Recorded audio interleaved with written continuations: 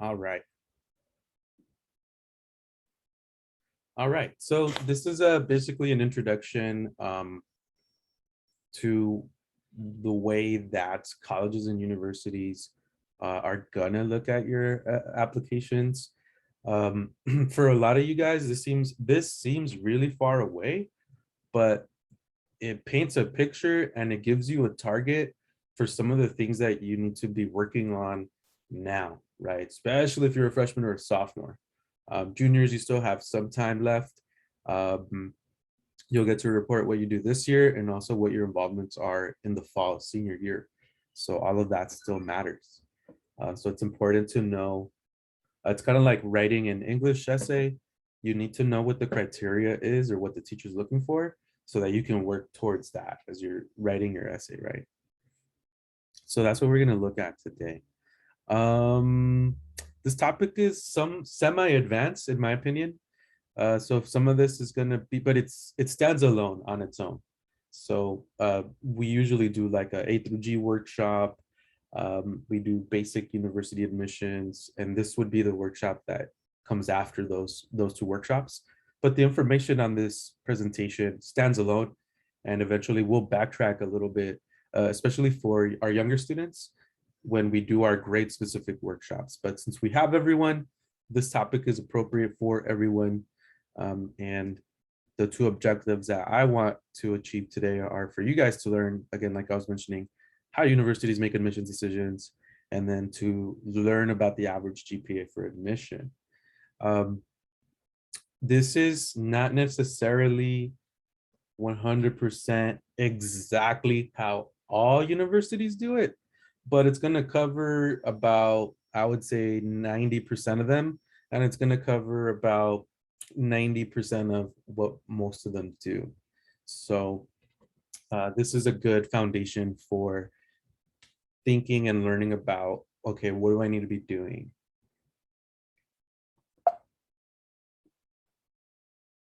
All right, we'll start with our first question. And you can use the chat box and you can answer true or false. So here's the statement I want you to respond to. And it's a very specifically worded statement. True or false? Angel Ruiz, can you read the statement for me? You are guaranteed admissions to a public four-year college or university if you graduate from high school and meet minimum requirements. Thank you. Thank you. Beautifully said. All right. So true or false? Go ahead and type in the chat and let's see what people say. We've got one true so far and one false. Also, thank you for everyone that shouted out Sebastian for his birthday today.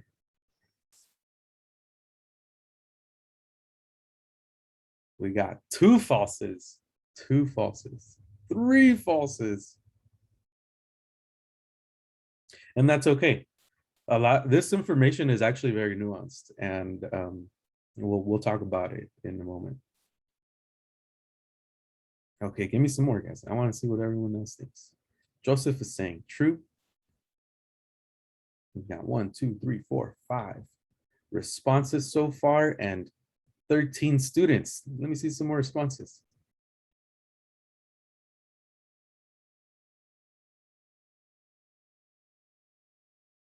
All right. Well, for the sake of time, we're going to keep it going. Okay. I want to hear from a couple of you. Let's see. Let's hear from Cindy. Cindy, tell me about you said that it was true. You are guaranteed admission. Why is that? Where did you hear that?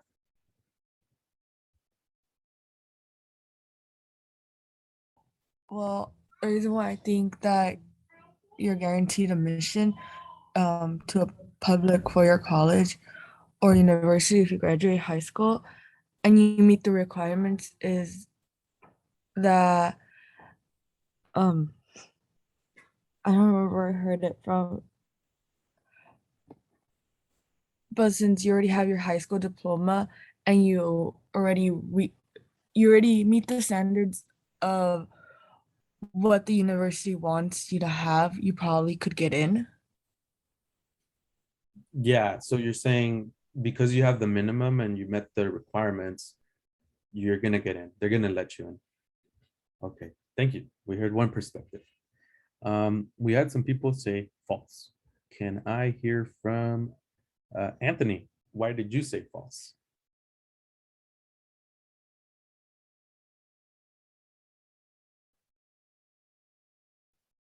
Oh shoot, Anthony, I know you're sometimes like mic'd up. Um, oh, Sorry, there yeah, I you was go. turning Go it. for it. Go for it. Um, so I said false because guaranteed is like, that means like you are going to get in like no matter what, to like a public 4-year college or university with the minimum requirements. So that would mean like you can get into a public, the college with, I think it's 3.0 or 3.2 to GPA to graduate. And I know that UCs are 3.5 and then the Cal States are 2.5 to enter. So unless like the Cal States are guaranteeing you, then that's why I said false. Yeah. So what you're saying, Anthony, is there's a little more nuance to it, right? All right. Well, guys, you know me. Both of you guys are correct. Surprise, surprise. Here's why Cindy is correct. Cindy is correct in a very specific case. So on the Cal State side, for most Cal States, if you meet the minimum Cal State admission requirements for certain majors, not all the majors, you are guaranteed admission, right, to your local Cal State, which in your case is Cal State Northridge. So you're basically guaranteed admission. The policy varies from campus to campus. Now, what is not true is you are not guaranteed admission to Cal States, UCs, and you're not guaranteed admission to all the Cal States, just basically your local Cal State. And then there is another pathway. There are additional pathways that do guarantee you admission to a UC, for example. There's something called eligible in the local context. So if you are in the top 9% of your school and you apply to a UC, you are basically, it's basically a guarantee. And I say basically because even on the UC system website, they say it like this. They say it's guaranteed admission if space is available, but it's basically all but guaranteed. Now, it might not be guaranteed admission to the campus of your choice, but it is guaranteed admission to the UC system. So yeah, so this statement, I made it extra vague because in reality, there is actually a lot of nuance to, basically having a guaranteed admission offer to a public or four-year college or university. But yeah, I wanted to make you guys think, and I wanted to bring that up. Now, outside of those very specific instances, no one is guaranteed admission to public four-year colleges or universities, and definitely not private colleges, although some private colleges are coming out with more and more local area admission guarantees, similar to what the Cal State does. But yeah, something to keep in mind. But even then again, you have to meet those minimum admissions requirements. So more complicated than it initially seemed, but I did want to make you guys think and unpack this scenario. In a future presentation, we'll go over those specific guarantees and what they look like, and even there's guarantees on the transfer side. But today, this is more of a basic intro. All right, so since we know that outside of those specific instances where you're guaranteed admission, you're basically competing, it's not guaranteed. There's some keywords that I want you to know. The first keyword is eligibility. So for upward bound, for example, we say to be eligible for upward bound, you have to have this, this, and this. Let's see. Catherine, if you have those things that we're looking for in upward bound, those like let's say 3 or 4 criteria, does that mean you're gonna get it? No, because I mean it's not like a complete guarantee, because it's more than likely that students are wanted to have more than what's expected, than more than what's like recommended. Yes, correct, right? That just means you have your foot in the door, and it's going to be a competitive process, right? So we're going to be looking for, okay, who has the minimum? All right, this is everyone that has the minimum, and ideally who has more than the minimum. So we definitely do that in the upward bound selection process, and they're gonna do that in the admissions process. And then the second word that I added is consideration, right? So if you're if you are eligible, you meet the minimum, you are eligible for consideration, meaning they're going to look at your application, but it's not guaranteed.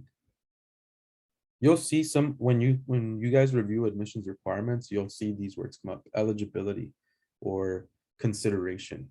So for example, Anthony mentioned that the GPA for Cal State is 2.5 to be eligible. So he's correct. If you have a 2.5 GPA and above, you are eligible. Now, if you have a 2.49 and below, in theory, you're not eligible, but they will consider your application in light of other factors, right? So these words will pop up a lot. And consideration, again, just means that they're gonna look at your application. But yeah, we'll talk about that in a moment. All right. All right, not the prettiest thing to look at. Definitely not the prettiest thing to look at, but this gives you a comparison of the eligibility across all the systems. So the community college system, the Cal State system, the UC, and then the private. All right, here's what I'm gonna do, and then I'm gonna call on some volunteers to help me read through some of this. I'm gonna read the UC one because that's the most complicated one. And then I'm going to call on 3 volunteers, 1 to read each system. And on the left-hand side, you'll see the different areas that they're looking for in the admissions process.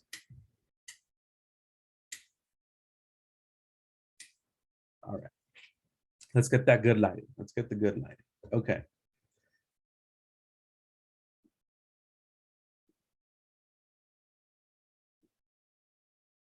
Okay, do we see this little red thing, this laser pointer on my screen?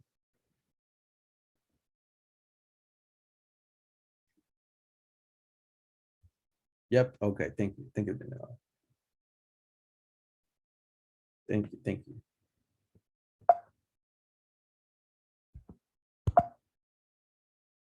Okay. Yeah, Daniela, why don't, oh, I said I was gonna read the first one. Oops.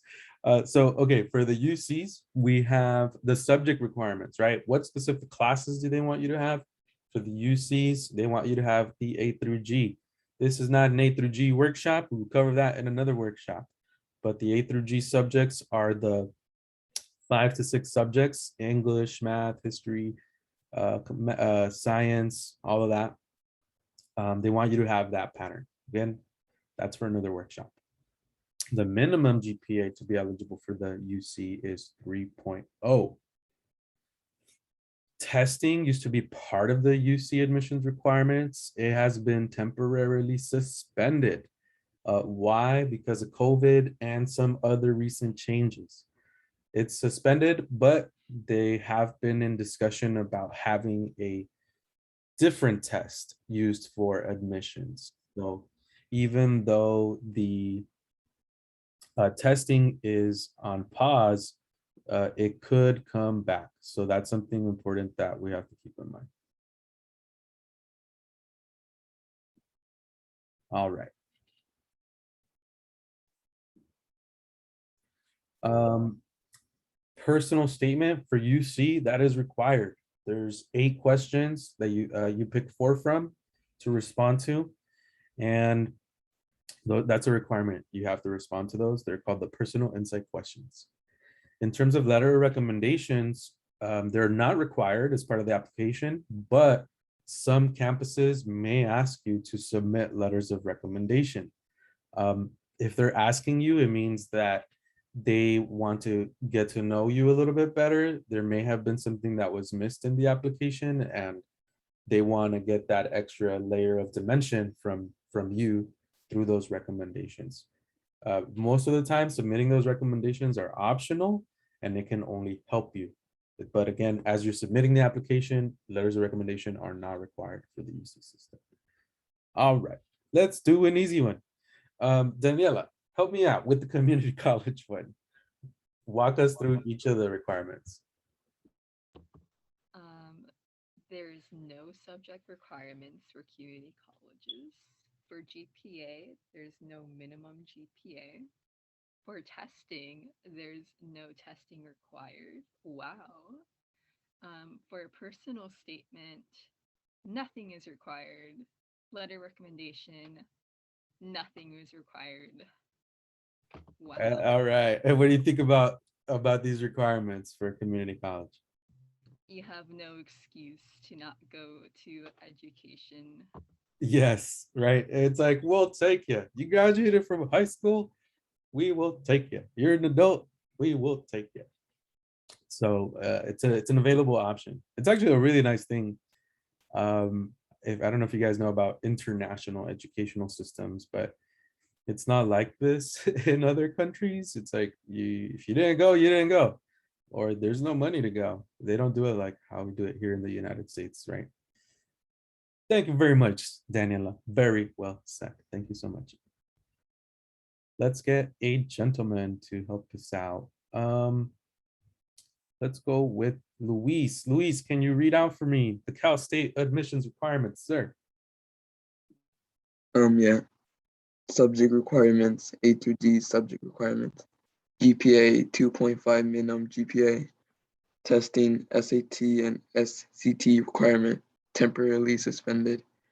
Personal statement not required. And letter of recommendation not required.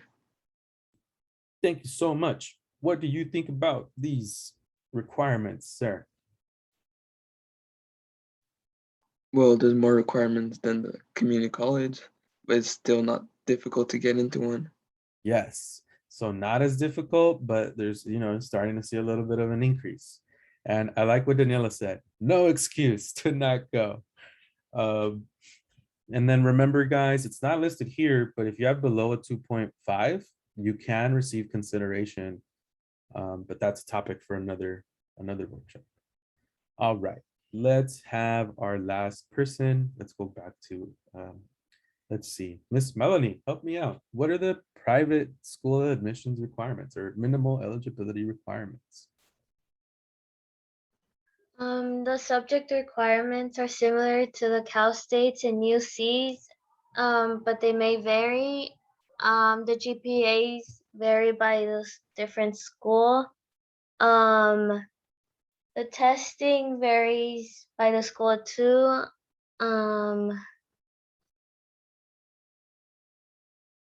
But many schools have suspended the requirement for the personal statement.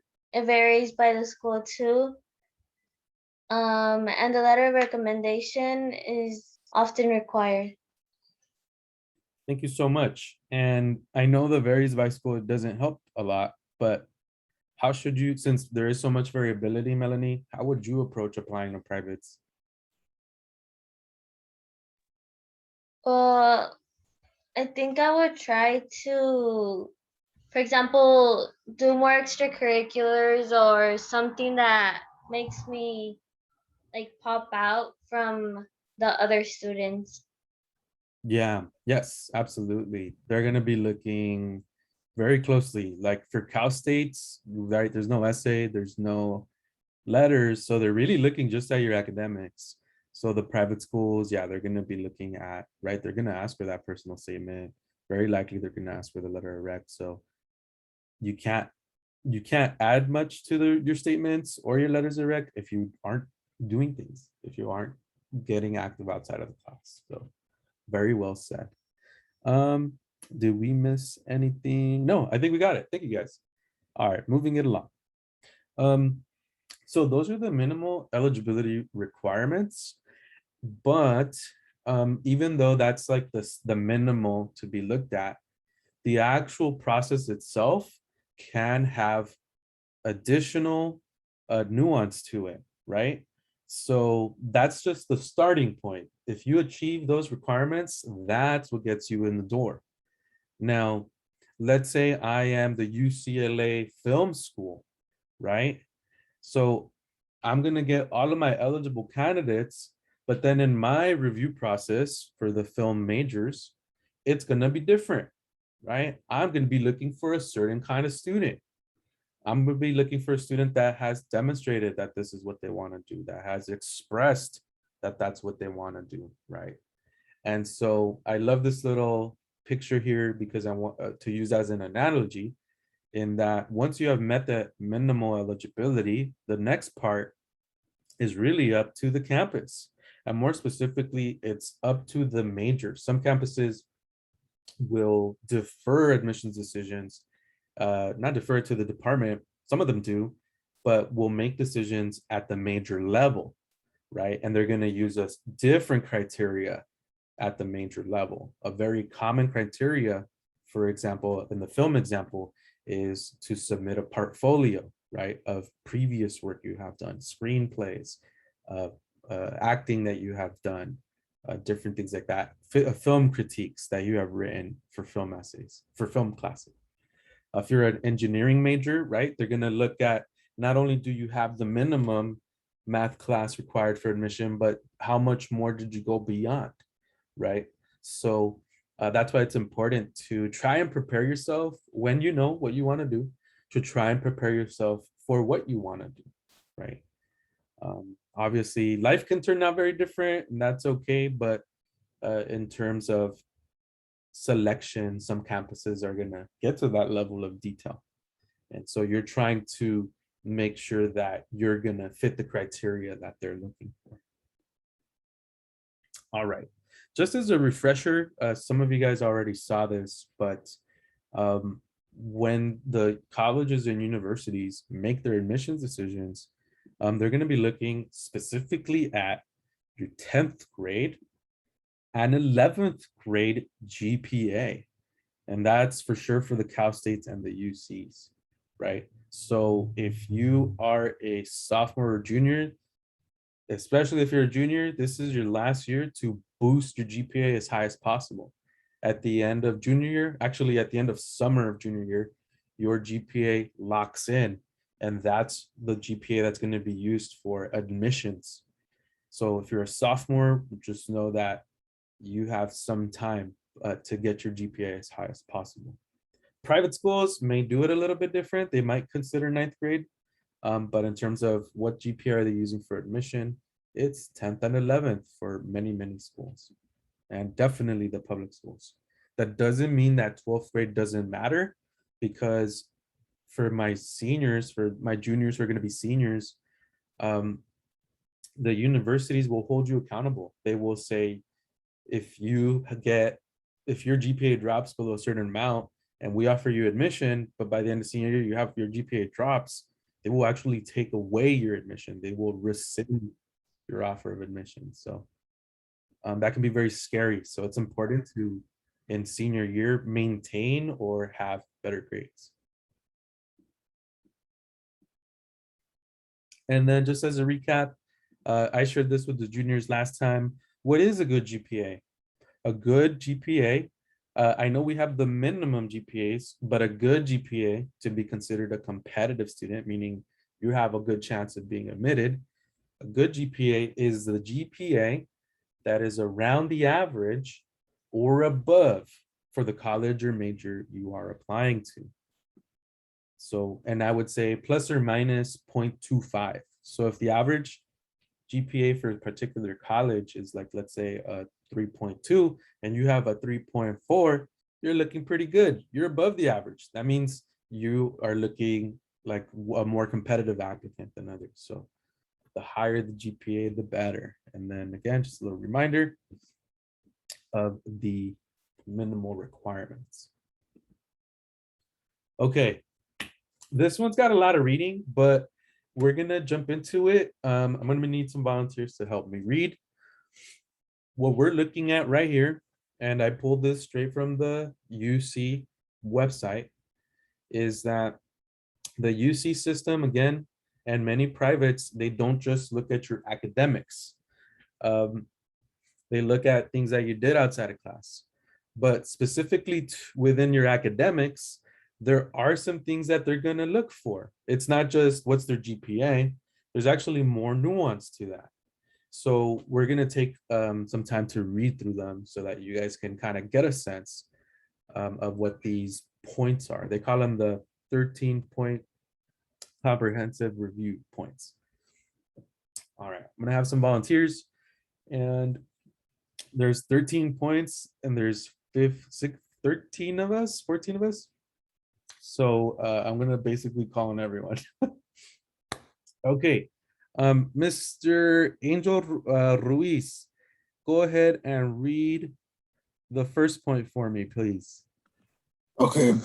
Academic grades point average in all completed A through G courses, including additional points for completed UC certified honor courses.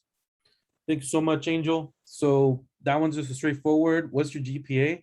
And then just a reminder, if you take honors in AP, you get a bump up to your GPA, right? That's why you see some students with 4.2s, 4.3s, because of those honors and APs. All right, Mr. Anthony Flores, can you read this second point for us? Number of, content of, and performance in academic courses beyond the minimum A through G requirements. Bam. So right there, Anthony, they're telling us like, we're going to be looking for what you do beyond the minimum, right? It's like now that you've satisfied the minimum, because most of you guys are going to go beyond the minimum. It's actually very feasible to go beyond the minimum. So they want to see, what do you do now that you've met the minimal requirements? What are you going to do with that extra space and time? What are you going to pick to take? This next one is pretty straightforward. It's similar to what Angel just read.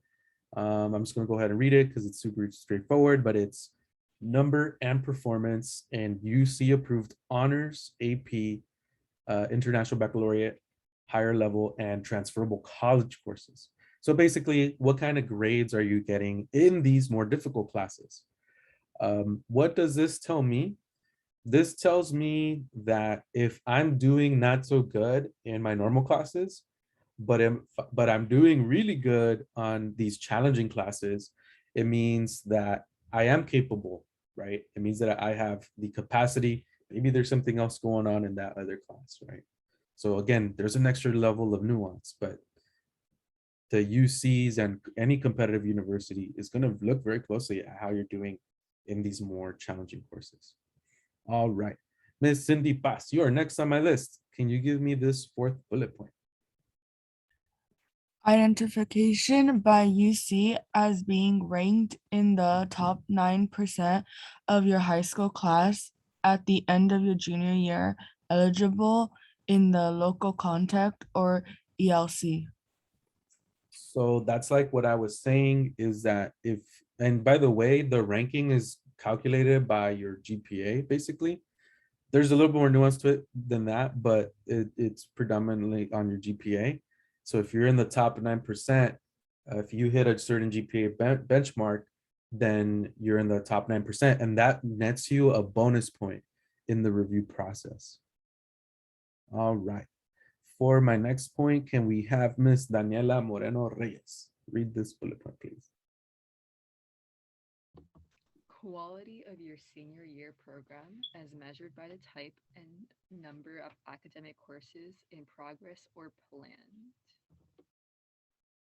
So what does that mean, Daniela? I think you can take this one. What does that mean for you in your senior year? It shows, it's like you know how you said like in 11th grade they'll be looking at you and then they'll say, oh, your admission. So from there, they're gonna see in your senior year what kind of courses. So are you gonna go beyond the standard? And they're gonna see how you're doing in those courses. So like if you're taking AP, they want to know like what grades you're having or anything like that. They want to make sure you don't fall short from when they admissioned you. Absolutely, right? So I'll run this situation by you, Daniela. So let's say I'm like, oh, well, they're only going to look at my 10th and 11th grade. So I'm only going to sign up for AP and honors in 10th and 11th grade. And you guess what? Senior year, I'm just taking normal classes. In fact, I'm taking all elective classes. Is that an okay situation based off of this bullet point? No. It is not okay, right? So even though you don't have the grades, because you apply in the middle of fall semester, so your fall grades are not available, spring grades are not available for senior year, but they still care. They still care about what you're taking for your senior year, even though those grades are not in. So that's important to know. Oh right, let's have. Oh, Angel, you have a question? Oh yeah. Go ahead, sir. Go ahead. Talking about what you guys were just talking about, like for our like say sophomore and freshman year, shouldn't we be like already considering looking for like scholarships and stuff like that? You can. Scholarships for sophomores is very rare.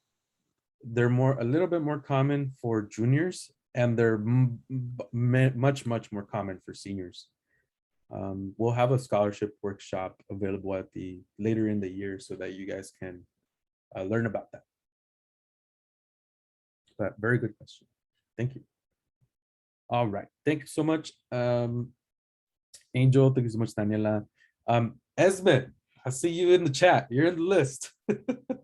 Can you read me the next bullet point, please? Yes. Quality of your academic performance relative to the educational opportunities available in your high school. What does that mean, Esme? Help us out. Help us out. Quality. Okay, so that's like beyond like high school classes. So you could do volunteering and all of that, extracurriculars. Of your academic performance. But yeah, so you guys, all of you guys are gonna take summer classes.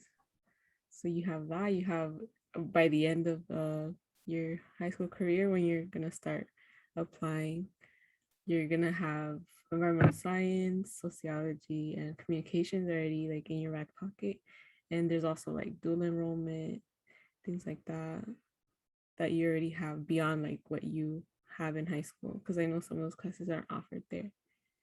Yes. So Esme highlighted something important. Quality of your performance relative to the opportunities available in your high school. So for those of you guys who are do the summer program with us, you guys are looking good in this area, right? Right here where it says transferable college courses. So bam, you earn some points there. And then bam, you earn some points here too in the educational opportunities available at your high school, meaning that you're taking advantage of them and you're taking advantage of those offered outside of high school, right? So it was like a double whammy there. All righty. Let me get this participant list again. Mr. Sebastian, help me out. What can you read out the next bullet point for us? Outstanding performance in one or more specific subject areas. Why would it be good to be really good in a specific subject area? What does that mean? What does that say? It could show that like you have an interest in that subject, so like you can help in, like you could connect with the school more, like join clubs like that. Yeah, right. You have a demonstrated interest. That's a big one.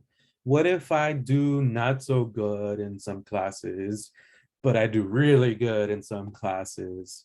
What does that leave me? Where does that leave me in this review process? Maybe you can try like improving on the bad grades, and you could also do the same thing with your good grades. Yeah, right. So try to improve in the bad ones, but because I have some really good areas that I'm good at, I'm still in the game, right? Right. That's kind of what this bullet point is telling me. It's like, hey, if you stand out, like it's okay if you're not a perfect student in every single class. Um, if there's something you're good at, you get a point in the process, right? All righty. Thank you so much. All right, Miss Jasmine Silva, can you read that last bullet point for me? Sure. Outstanding work in one or more special projects in any academic field of study. All right. What do you think that looks like in practice? What is an example of a special project that you might do? Well, I'm not exactly too sure if I'm being honest. There's two things I could think of. Like for instance, a project where you actually work on it. I don't know, like building something, and you do really well on it. Depending on the class, you could say, I think that would count for one. Or if it's just the project when it comes to possibly PE related. I'm not really too sure. No This worries. one I'm a little iffy on. Yeah, I'll elaborate a little bit. So let's say you are, let's say you're a musician, right? So like doing really well in that area, going and competing or writing a play, or let's say you are in a AP environmental science class and you do a community cleanup project or something like that. They want to see you basically take what you're learning or the discipline that you like and take it to the next level if you can. So that looks really good for them. All right. These are a little bit harder. They're getting a little bit longer, but thank you, Jasmine. Miss Catherine, go ahead and read this bullet point for me.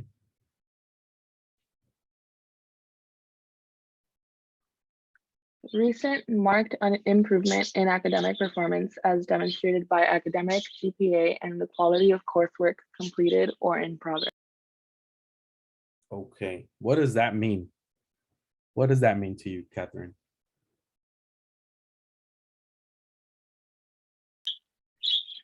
I mean, I guess I could say that it shows, like UCs can see that you've improved. Like you could have had like a bad grade like for a while and then shown your improvement by working hard.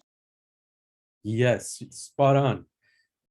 If what this is saying is, let's say maybe freshman, maybe sophomore year was rough for me for whatever reasons, but then I turn it around my junior year, that's a point. I get a point in the admissions process for that.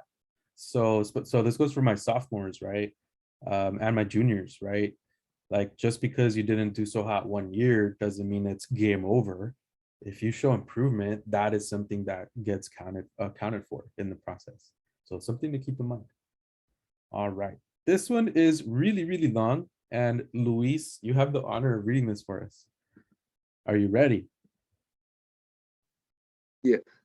All right, take it away. I feel like I gotta put my seatbelt on for this. All right, go for it.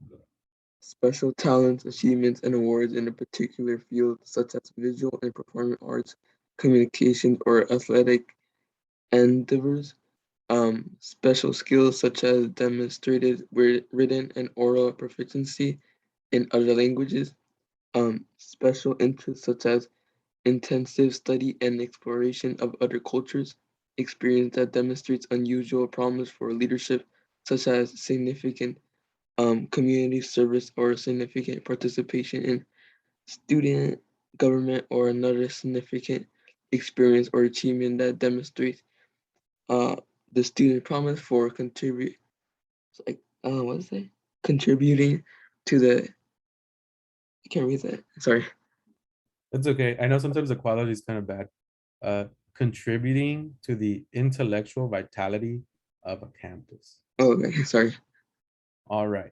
Luis, what'd you notice? You were the one who read it. What were there any patterns that you noticed as you were reading that? Yeah, like a lot of different um like talents, I guess. Yeah, And right. mostly about like literature, I guess.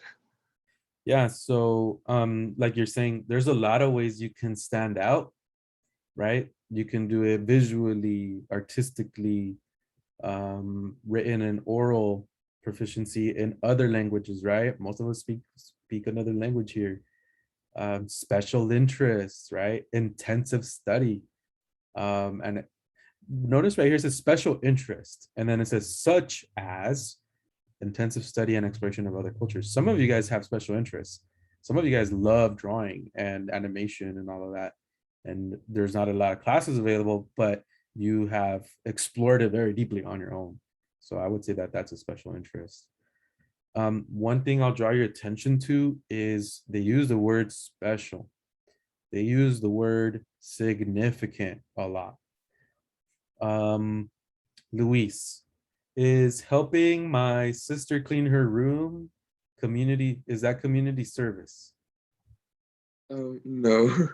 No, right? You could argue, I'm like, oh, well, my sister lives in the community and I'm helping her, so. But I would actually say it does count as community service, but it is not significant. It is not significant. So they're using that word. So for example, like volunteering once in your entire 4 years, I would say that that's not significant community service. So they really want to see you dive deep. They want to see you go all out. Now, granted, the UC system is very competitive, but that's why they use these words. And again, remember, guys, not everyone's going to be applying to these schools, although I want you to push yourself as much as possible. But not everyone's applying here. You don't have to buy into this culture of elitism necessarily. And, some people take it to the extreme. But if there's ways that you can stand out, especially because you care about something or you're passionate about it, like just follow that passion, that interest. It's gonna over time make you stand out and make you be really good at it. All right. Thank you, Luis. Joseph, can you read this next bullet point? I actually can't see it, but it should be somewhere around here. It's really long from what it looks like. Wait, which one? Let me see. It's the bullet point on the top right. Special talents, achievements, and awards in a particular field, such as visual. Joseph. Joseph, we already read that one. The one on the top right. Oh, top. Oh, my bad. Completion of special projects undertaken in the context of your high school curriculum or in conjunction with special school events, projects, or programs. Yes. So yeah, going back to the projects, they want to see you go outside of your classroom with what you're learning. Last year, Upward Bound promoted and sponsored a entrepreneurship activity, right? Entrepreneurship competition. That would count here. Sometimes the school does like fundraisers or blood drives, right? So keyword here on special projects. Special projects in conjunction with special school events, projects, or programs. All right. We're almost there, guys. We're almost there. Fabio, can you read this middle bullet point for me, please? This one.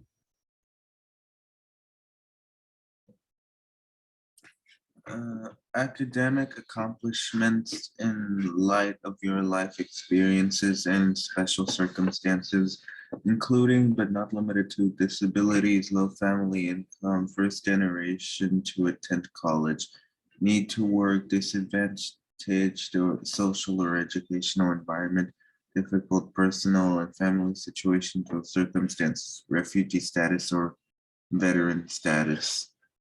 All right. Fabio, you just read that. What's your take on that? What's your first take? So in the admissions process, this bullet point, what does it tell you? What is it speaking to you right now?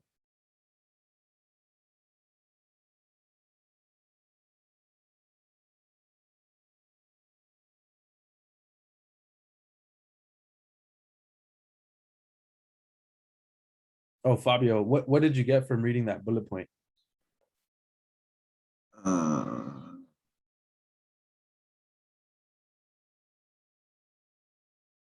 Um, um, I think it's like that the things that I just mentioned are like being taken into account as like an academic accomplishment, as it says. Yeah, so all of these things, right? Some of us have disabilities. Many of you guys come from low-income families. Many of you guys come from first generation. Actually, when you're applying to campuses, you'll see a button that says first generation, right? You better mark that if you're first generation. Right here, where it says need to work. Let's say my family's financial situation is rough and I need to work, and that results in me earning a lower GPA because I have to work a lot of hours, right? This statement right here means that they're gonna account for that, right? So basically what this bullet point is saying, life can be complicated. It can be a little bit messy. Everyone's situation is different. Some people have more privileges than others, but they're gonna account for that, right? Part of this gets reviewed in your essays. This is what's going to tend to come up in your essays. Sometimes it's going to be a checkbox. Sometimes you'll put your family income. That's how they know your low income. And other times you'll have to explain some of these things in your personal insight questions. All righty. Yes. Okay. I see your message, Catherine. Thank you so much. All right. Jessica, can you read this last bullet point?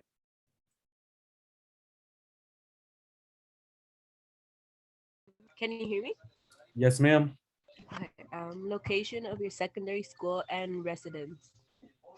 All righty. What do you think that means? Why do you think that one is listed there, Jessica?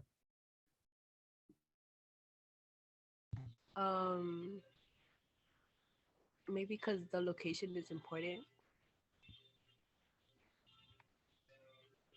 Why is location important?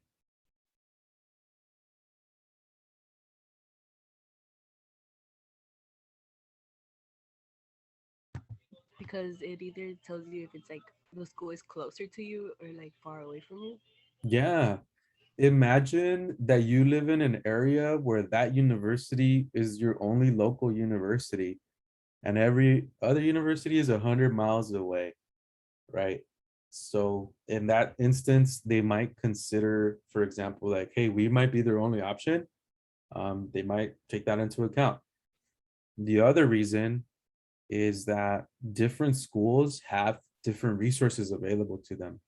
There are some schools with a lot of resources, a lot of AP classes, a lot of, professional staff. So sometimes the location is an indicator of how many resources are available at your school. So that is also one thing that they look at. All right. I think we have a few more. That's a lot. Okay, no, we're done. Okay, cool. That was a doozy. That was a doozy. Not gonna lie. All right. So we are now gonna move on to our activity. And this is what your activity is going to be. Well, you guys, we're gonna complete our second objective, which is to learn what the average GPA is for at least on the public side, the Cal States and the UCs. So here's how we're gonna do it.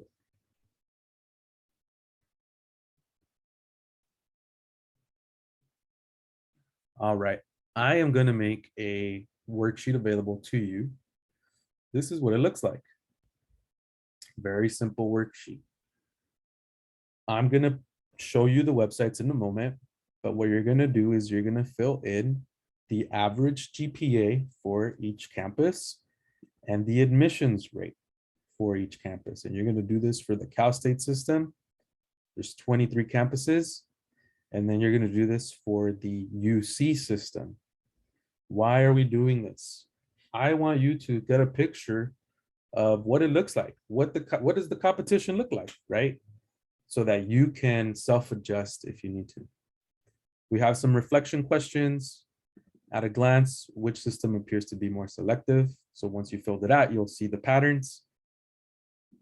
Then I want you to list the 3 most competitive Cal states, the 3 most accessible, by accessible basically meaning the least competitive Cal states. And then I want the same for the UCs, and then the same for most competitive, but also then most accessible, meaning easiest to get into. Then the last reflection question is this: think of 3 campuses you have been interested in or are considering. Then the reflection question is, do you need to raise or maintain your GPA in order to be competitive for admission to that campus? Now, the last thing that I will mention is this. This is the last thing I'll mention before we jump into our activity.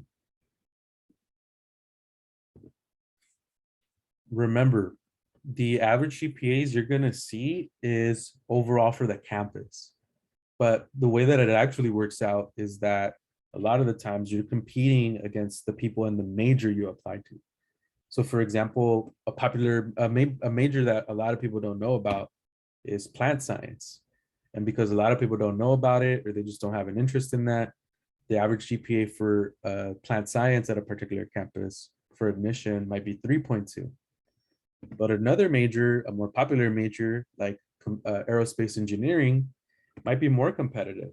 The average GPA there for admitted students may be 3.9, 3.9 GPA. So as you guys look at the average GPA for the campus overall, just remember that that number may not be entirely representative of the level of competition happening at the major level, which is really where most campuses are going to review you in. So just something to keep in mind. All right, so let me show you the websites, and that way we can get started on the activities.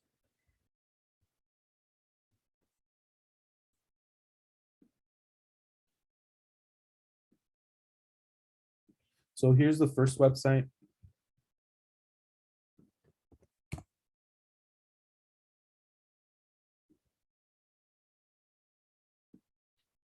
So this is the website for the UCs, and you can scroll and notice that they say that themselves. Data for several colleges on a campus are grouped together, which masks the difference in the degree of competition for admission among them. Some campuses and colleges admit students directly into individual majors, and the degree of competition among majors may vary widely. So again, like I was saying, something to keep in mind. So let's go ahead and look at some of these. Admit data by campus. Let's look at Santa Cruz. So they have a 58.8% admissions rate, meaning that just over 1 out of every 2 students gets admitted. That's pretty awesome. That's pretty good. And this figure here refers to statistics. So that means that the middle, right? If you were to chunk everyone that applied into fourths, the first 25%, the middle 25%, the second middle 25%, and then the top 25%. So those 2 chunks between the 25% and the 75%, those students had a GPA between 3.81 and 4.2. So this is the GPA you want to enter into the worksheet. So you'll go ahead so that's how you do it for the UCs. Let me show you how you do it for the Cal States.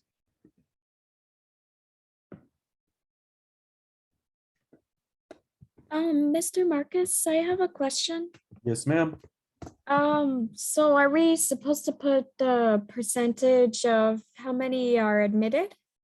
Yeah, so what I would then do for like Santa Cruz, so 58%. So then I go to my worksheet over here, and then their admission rate, right, is 58. 58%.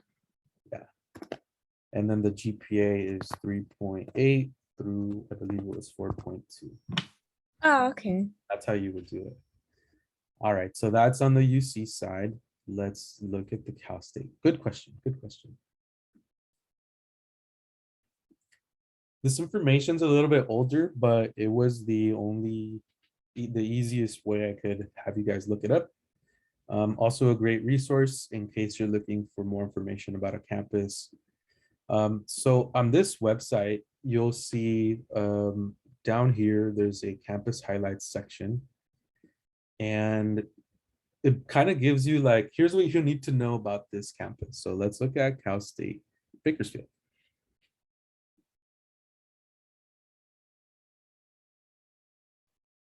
So then it's going to show me the presentation for Cal State Bakersfield, the campus highlights. And then what I can then do is, scroll through this. You'll see some information, right? This is also a great website to come back to review some of this information. But for today, we're going to be looking at this part, the university profile.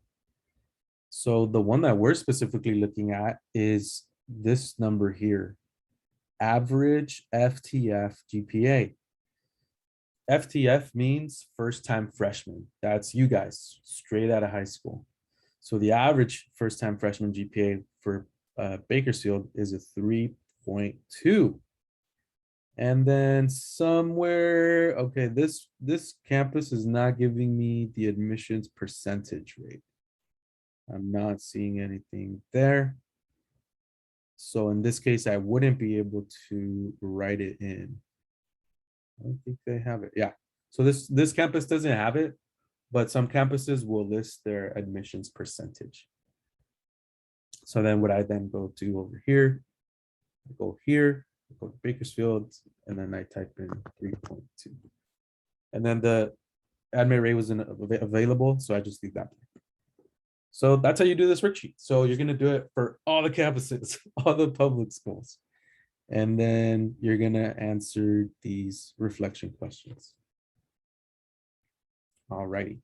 Any questions on the assignment? And by the way, the two websites I showed you, the links are right here in this document. Any questions on the activity, the worksheet? Could you post the activity in the chat? Yes, I'm about to do that. I'm gonna give it to you as a file in the chat. And then I'm also gonna give it to you as a link. Here we go. Admissions. So that's the file. That's the document as a file. It's in the chat. And then let me give it to you as a link.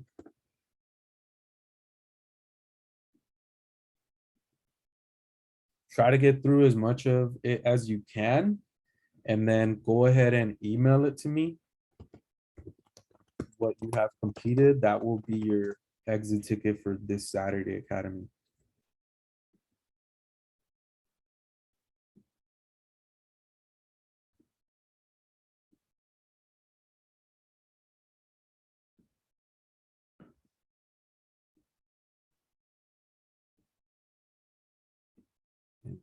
And, give me one moment, guys, while I get this link going.